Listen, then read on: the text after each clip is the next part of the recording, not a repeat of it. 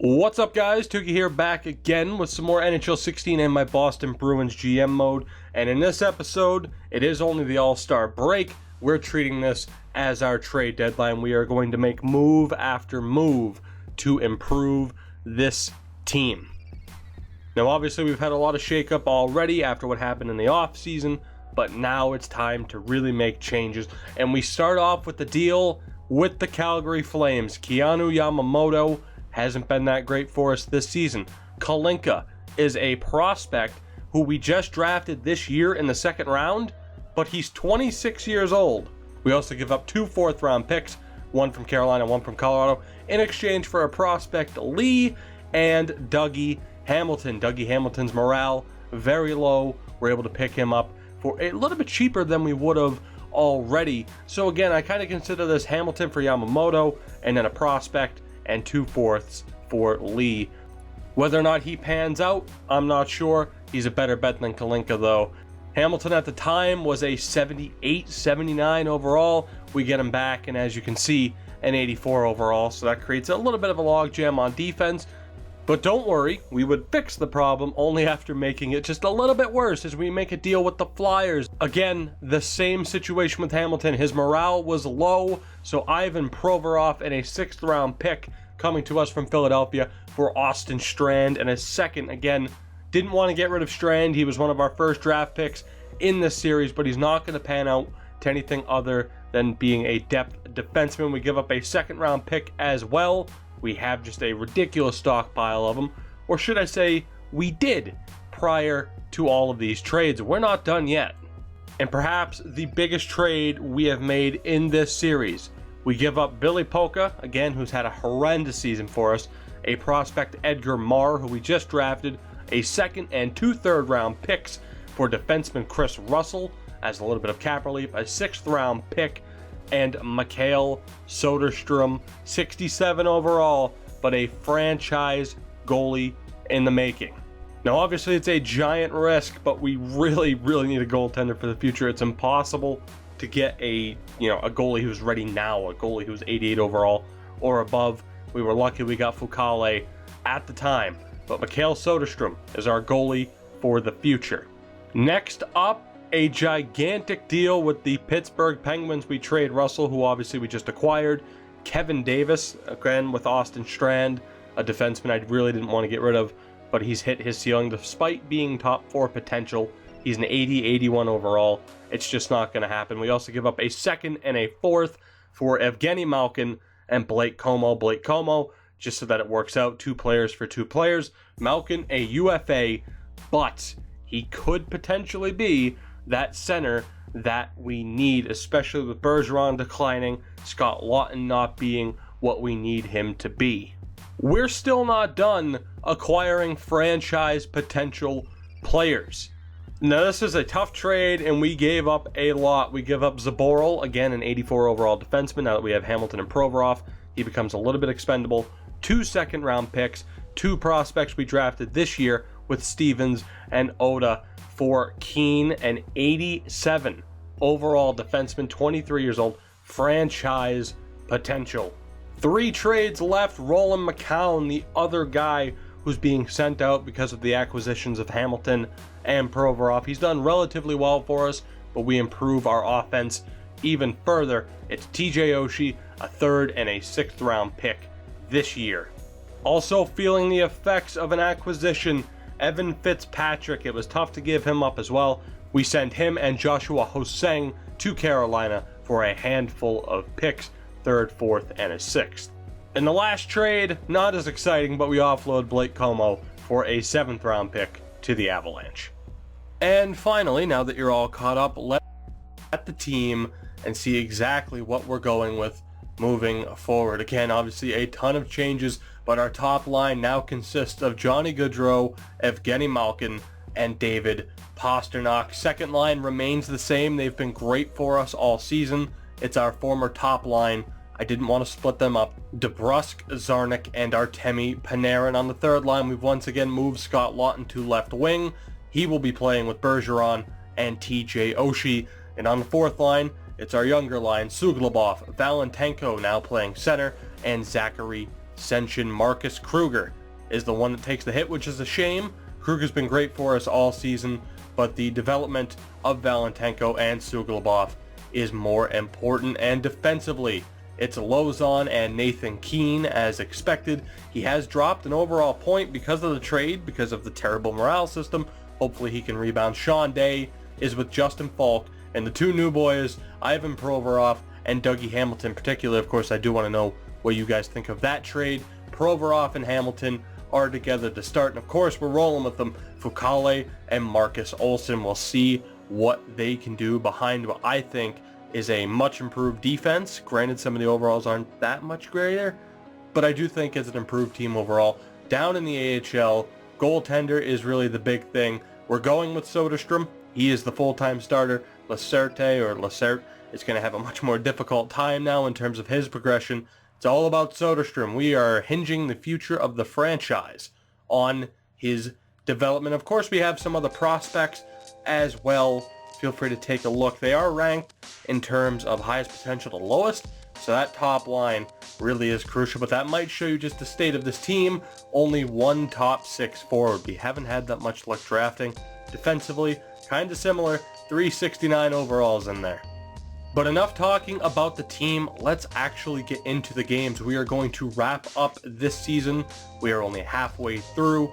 We are finishing up now. We are in second place in the Atlantic. We are going to go on a week-by-week basis, at least up until the trade deadline passes, simply because we might get a ton of trade offers due to the way I have the trade block set up. So let's do this. Let's sim these next 4 games. Zachary Fukale will get all 4. Let's see what happens. Unfortunately, we've had a bit of injury trouble. Dougie Hamilton goes down to a pulled groin. He won't be out for too long. Funny enough, though, as I worried about in the last episode, having him as a third line pair has resulted in him complaining about ice time. I really hope that's not the case, because again, giving up Strand and giving up Kevin Davis, they would have fit in perfectly on that third line. Speaking of the third line, though, Steve Wolf gets his NHL debut. Justin Falk also up to an 88 overall so far. Now, we've gotten an interesting trade offer for Justin Falk, Philip Forsberg, and a shitload of picks. We have gotten a couple of trade offers already for Zachary Fukale, a first and a second from both Anaheim and St. Louis. That we declined. I would love to have Philip Forsberg, but would it be worth? He's not having as great a season. He's also an expiring contract. Would it be worth? Now, I looked earlier, and as we get closer to the trade deadline, I'm sure more teams are going to be offering, and that's why I was a little bit nervous about doing the trades when we did. But he was not on the trade block before. This is a very, very interesting offer, to say the least.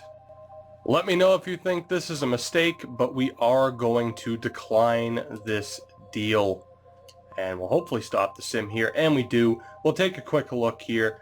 Didn't get off to the best of starts, a shootout loss to Buffalo, but back-to-back wins for Fukale. We outscore our opponents 11-1. Not too bad. We are now in the month of February, though, and let's go a little bit of a ways here. I really don't plan on subbing out Fukale unless absolutely necessary, so let's just sim ahead, see what happens. I don't know how many games it's going to be. Let's take a look. So as you can see, not the greatest run of form. We have dropped to third place in the Atlantic Division. The month starts off with a loss to Chicago, wins against Anaheim and New York, 2 straight losses, and now 2 straight wins. Marcus Olsson in the net for this game against the Vancouver Canucks. That is a 3-2 loss. We get another offer for Fukale. We are declining that, but up next is a gigantic game against the Edmonton Oilers and Tuukka Rask. And as you can see by the division that we're in, very, very rough. I do, for the most part, I'm happy with the moves we've made. I won't really go into detail, but as you can see, Fukale's gone up an overall point. DeBrusk's gone up an overall point. We're starting to really put things together. The question is, how big of a look do I take at people who are on the markets that we could potentially pick up to make this team even better? But right now, 73 points. The Ottawa Senators at 77. Our biggest competition that could knock us into a wild card spot is the Florida Panthers. A very tough division, but let's get back into the sim. We are going just before deadline day, these next 3 games, and I will take a look, and if there are moves to be made, we'll make them. And guys, we have made a trade.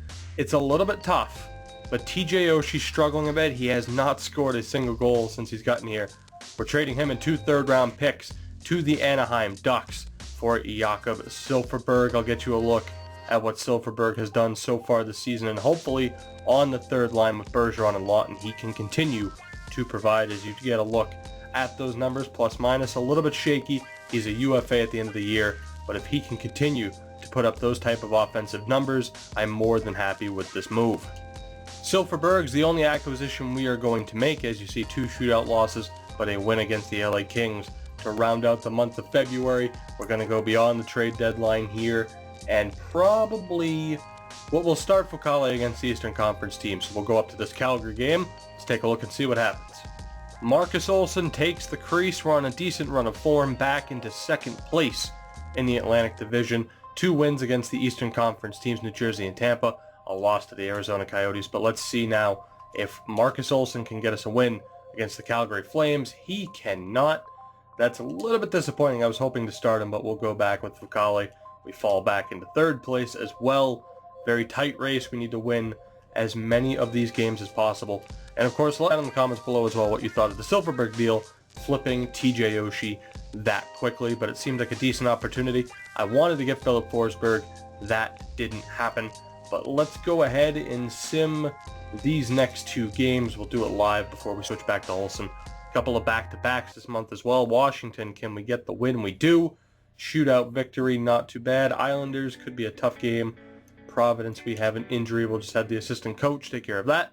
3-1 loss to the Islanders. This is starting to be a bit of a trend in terms of win-loss, and not really being able to string together more than 2 wins. Of course, at the beginning of next episode, before we start the playoffs, we'll take a look at the stats in order to keep this episode hopefully a little bit short. But Marcus Olsson, can you get us a win? You can. You will start the next game. A near voice crack. Close, but not close enough. Buffalo. Can Marcus Olsson get back-to-back wins? Matthew Beret is back. We won't even worry about him.